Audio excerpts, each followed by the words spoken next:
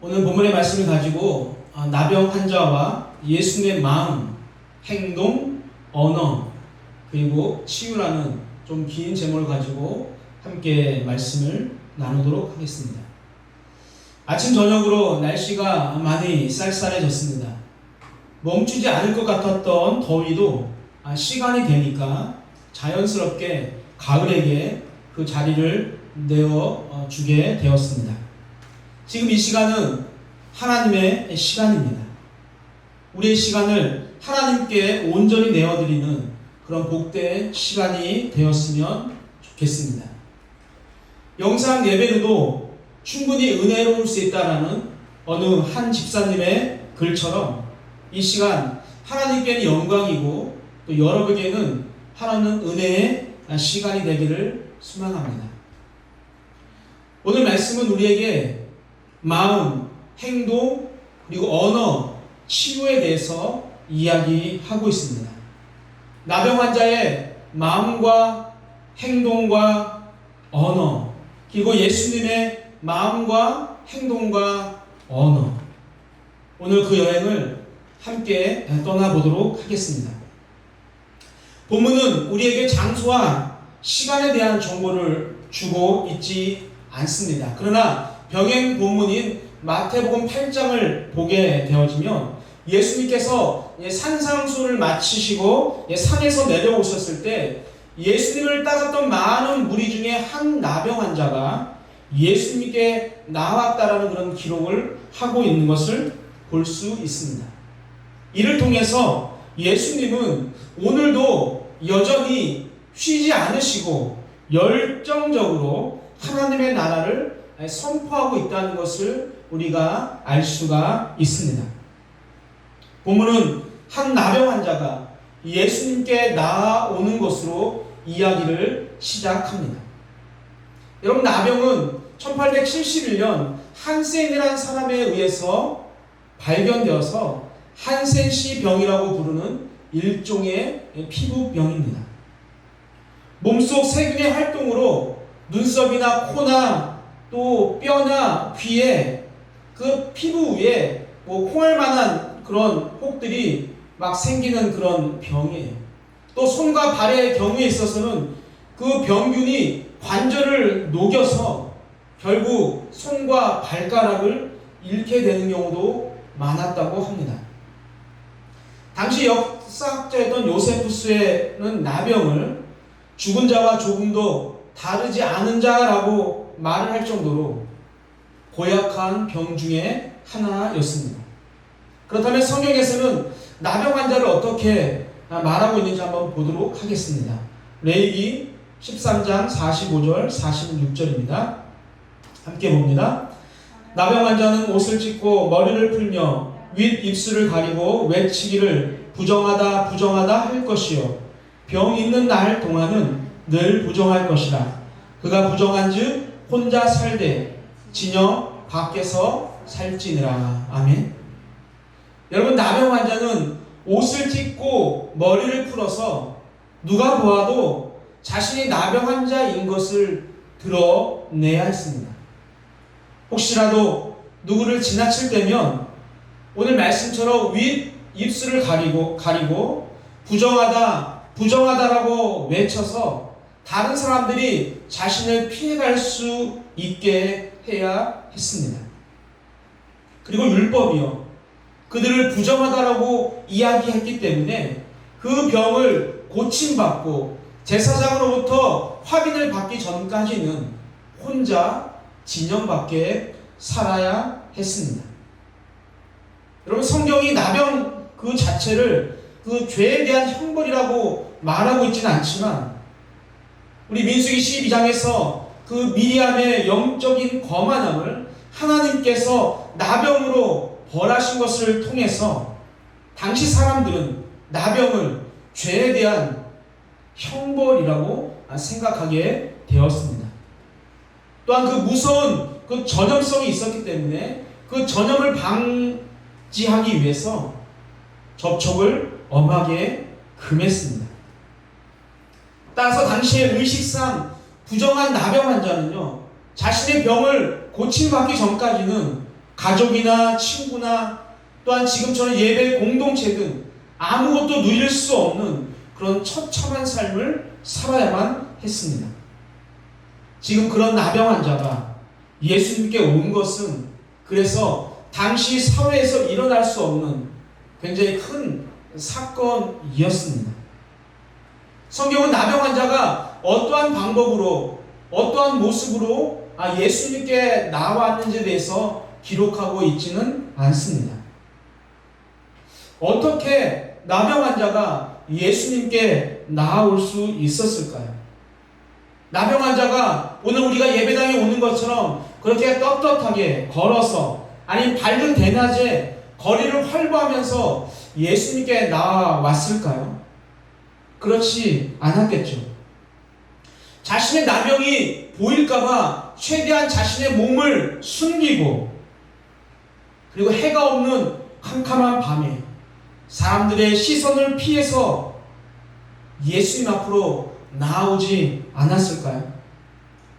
마치 첩보 영화를 찍는 것처럼 사람이 나타나면 벽에 숨어서 잠시 기다리기도 하고 때로는 바닥에 납작 엎드려서 숨을 죽이고 기다리고 사람이 지나가면 다시 발걸음을 옮기지 않았을까요? 예수를 만나기 위해서 이렇게 나병 환자는요, 우리가 상상할 수 없는 엄청난 많은 행동을 했을 것이 분명합니다. 그리고 결국은 예수님을 만날 기회를 그가 갖게 되어지고 그 기회를 놓치지 않고 예수님의 발 앞에 엎드리게 되는 것입니다. 여기서 우리는 나병 환자의 마음을 느낄 수 있어요.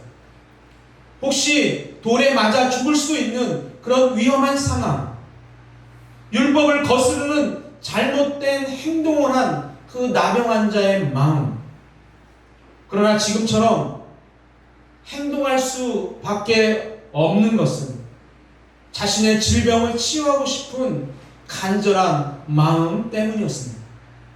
이렇게 아무런 가치 없이 살아가느니 차라리 돌에 맞아 죽어도 좋다는 그런 간절함이 원동력이 되어서 그를 예수님 앞으로 나아오게 했던 것입니다.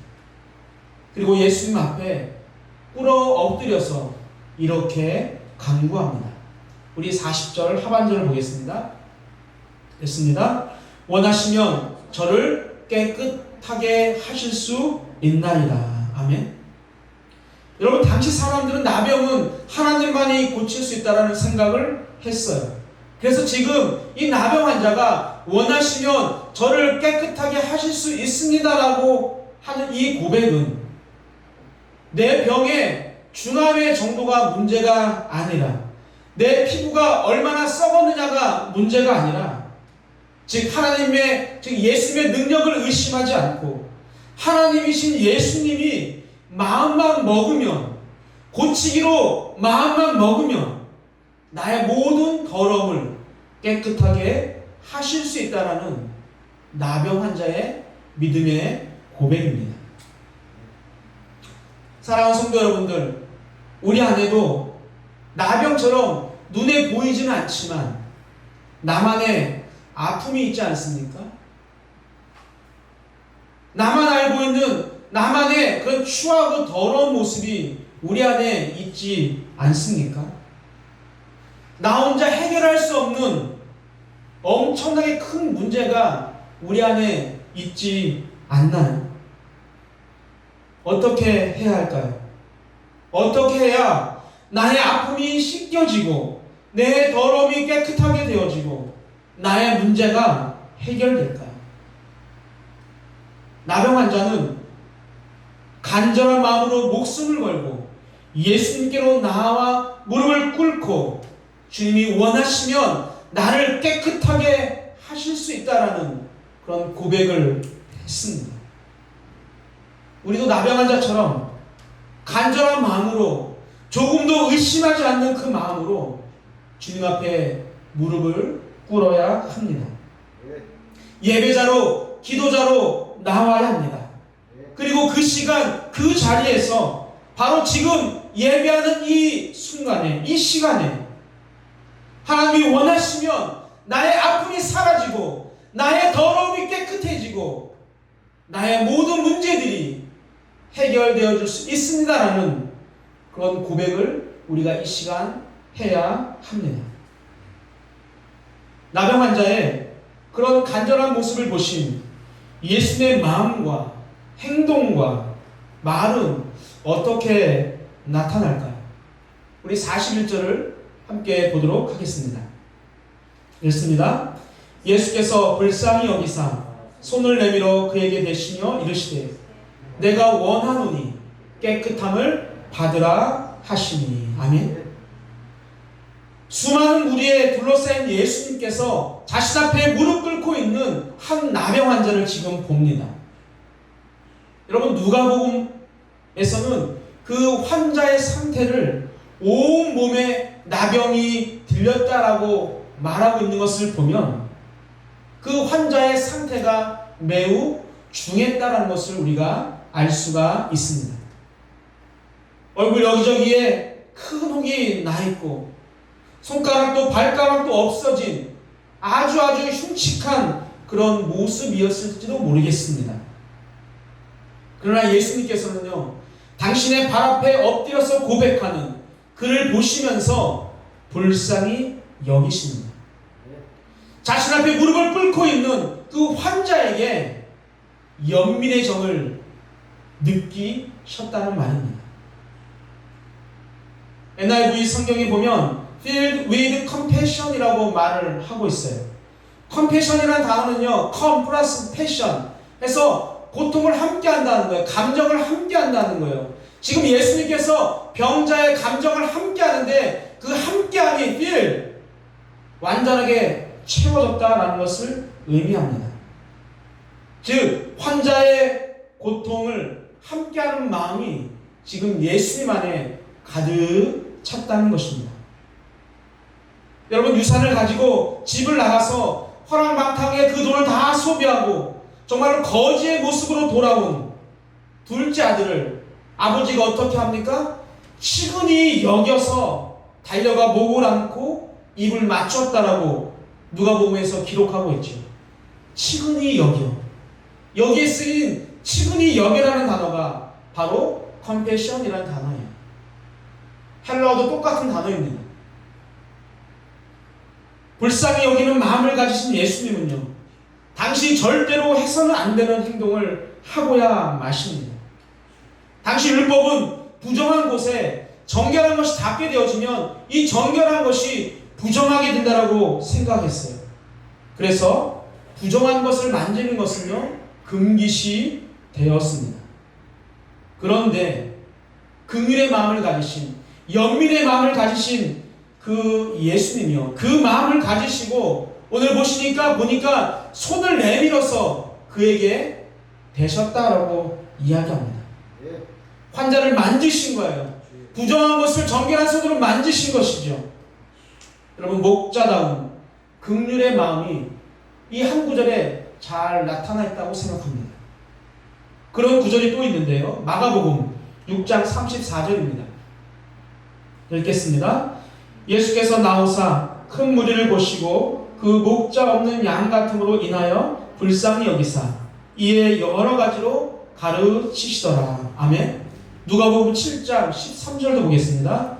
주께서 과부를 보시고 불쌍히 여기사 울지 말라 하시고. 아멘. 여러분, 목자가 없는 양은요, 곧 죽음을 의미합니다. 하나뿐인 독자 아들을 잃은 여인은요, 살아가는 것이 사는 것이 아니야. 그 여인에게는 하루하루가 죽음과도 같습니다. 지금 예수님께서는 그렇게 죽어가는 양을 보는 것처럼 하나뿐인 아들을 잃은 그 엄마를 바라보듯이 나병 환자를 불쌍히 여기셨다는 것입니다. 그 마음이 결국은 환자를 만지는 행동으로 이어진 것이죠. 여러분, 나병 환자를 치유하기 위해서는 반드시 예수님께서 그 환자의 몸에 손을 대어야만 할까요? 그렇지 않습니다. 말씀 한마디만 하시면 되죠.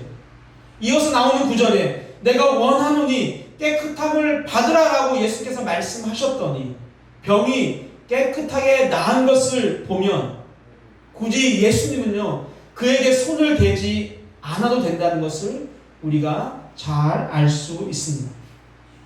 그런데 일부러 손을 내밀어서 그 환자의 더러운 몸, 부정한 몸을 만지셨습니다. 여러분, 육신의 질병이 지속되어지다 보면 육신만 아픈 것이 아니라 그 정신적으로도 굉장히 피폐해지는 것을 우리가 알 수가 있습니다.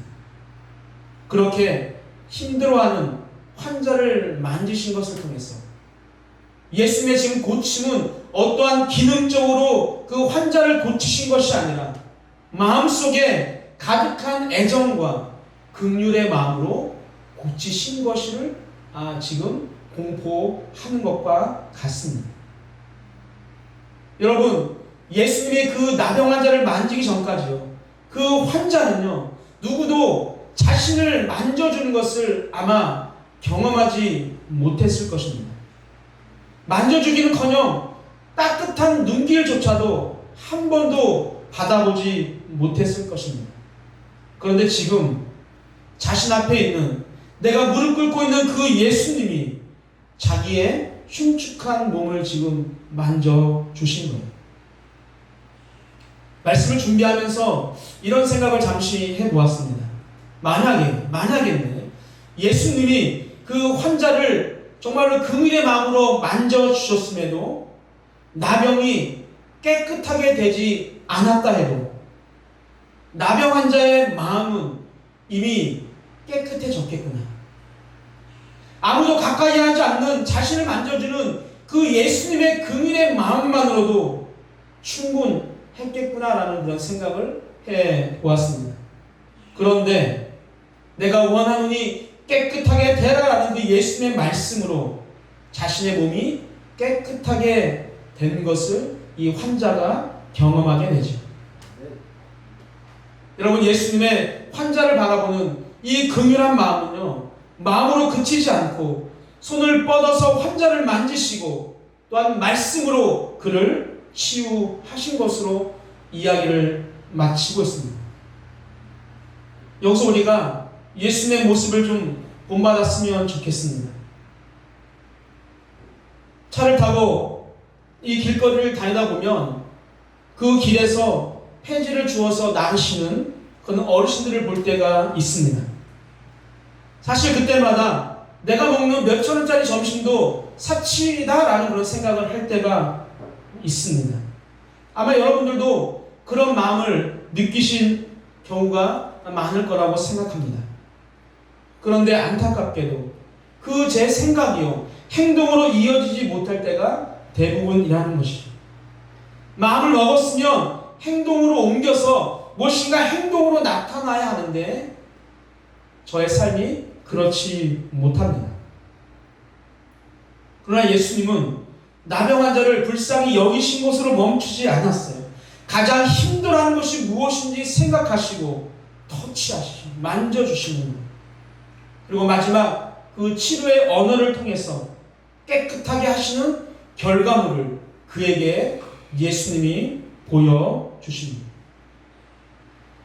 우리 기독교인들은 내적 마음으로 불쌍히 여기는 것에 그쳐서는 안 됩니다.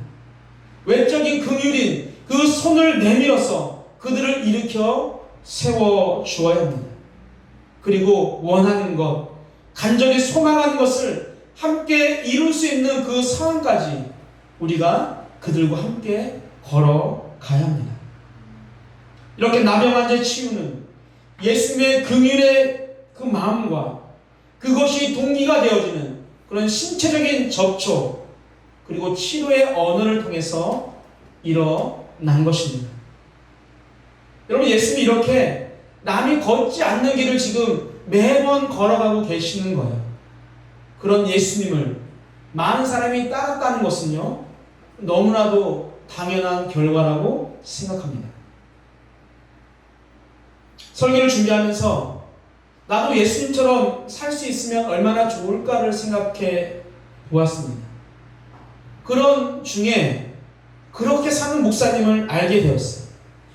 생각만으로 그치지 않고 행동으로 옮김으로 인해서 성도님들은 물론이거니와 기울어가는 한국교회에 새로운 씨앗을 뿌린 그 목사님의 이야기입니다. 여러분도 아마 방송을 통해서 보셨을 수 있는데, 일산에 씨앗교회라는 작은 교회가 상가 임대 보증금을 빼서 그 돈으로 성도님들에게 재난지원금을 나눠준다는 이야기가 기사에도 나오고 또 공중파 방송에서도 방송이 되었어요. 10만원에서 30만원까지 해서 6개월에서 10개월 정도 도와줄 수 있는 그 임대보증금을 빼서 그들을 도와준다라는 이야기입니다. 저는 그 씨앗교회가 지금까지 어떤 교회도 걷지 않은 길을 걸어가는 교회라고 생각합니다. 그리고 또 얼마 전에 씨앗교회와는 다른 방법으로 새로운 길을 걸어가는 교회가 우리 연산돌교에 가까운 곳에 있다는 것을 알게 되었어요. 선악동 사거리에 있는 성안교회라는 교회입니다. 교회 외부에 코로나에 대한 미안함을 담은 큰 현수막을 내걸고 그냥 그것으로 그치지 않고 교회 주변 160개 상가들 중에 영세한 상가 80여 개를 선정해서 각 상가마다 현금 30만 원과 마스크 60개를 나누어 주었다고 합니다. 여러분, 씨앗교회와 성안교회 그 이야기를 보면서 제 자신이 너무 부끄러웠습니다. 아내랑 어제 오면서 그냥 내 안에 있는 말을 했던 것 같아요. 여기 교인수가 2,000명이 되니까 할 수 있는 거야. 할 수 있었을 거야 라고 스스로 저를 위안 삼기도 했어요. 하지만 마음에 굉장히 그것이 큰 짐이었습니다. 그리고 오늘 새벽에 말씀을 다시 정리하는데 하나님이 이런 마음을 주셨어요. 성안교회랑 너희 교회는 외형적으로 약 30배 정도 차이 나는 교회야. 너희가 지난번에 300만 원을 이웃을 위해서 선한 일을 위해 사용했으니 성안교회와 비교하면 절대적인 액수는 적을지 몰라도 너희들이 가지고 있는 것으로 최선을 다했으니 너희도 잘한 거다라는 그런 마음을 하나님이 주셨어요. 많이 힘들어하는 제 마음을 아시고 이 말씀으로 저를 오늘 새벽에 위로해 주었습니다. 그리고 다시 한번 여러분과 함께 목회하는 것이 너무나 행복하다는 것을 알게 되었습니다. 사랑하는 산도교 성도 여러분, 하지만 그러나 우리가 여기서 멈춰서는 안 됩니다. 우리 교회 재정이 어렵다 할지라도, 우리 재정에 허리띠를 졸라 매서라도 계속적으로 어려운 분들을 우리가 도와야 합니다. 그리고 만약에 하나님이 그 씨앗교회처럼 건물을 팔고 작은 건물로 이사가는 한이 있더라도 어려운 자를 도우라라고 우리에게 말씀하신다면 우리는 그 말씀에 순종해야 하는 마음을 우리가 가지고 있어야 합니다. 여러분, 물론 둘 다 어려운 것이죠. 교회 재정도 어려운데 남을 돕는 일은 나중에 성장해서 할 수 있고 25년 동안 지켜온 교회이기 때문에 절대 그럴 수 없다라고 생각할 수 있고, 그러나 하나님의 관점에서 본다면, 하나님의 나라를 위해서라면 우리가 둘 다 할 수도 있지 않을까요?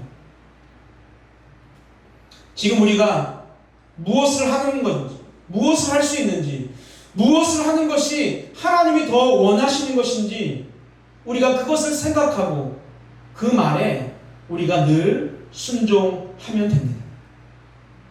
나병 환자가 고침을 받고 예수님이 절대로 아무에게 아무 말도 하지 말라고 하셨음에도 내 병을 고쳐준 것이 너무너무 감사해서 나는 절대로 그럴 수 없다고 예수님의 생각, 하나님의 나라의 관점이 아닌 내 생각대로 행동한 그 나병 환자의 모습을 우리는 어떻게 평가하고 어떻게 생각할 수 있을까요?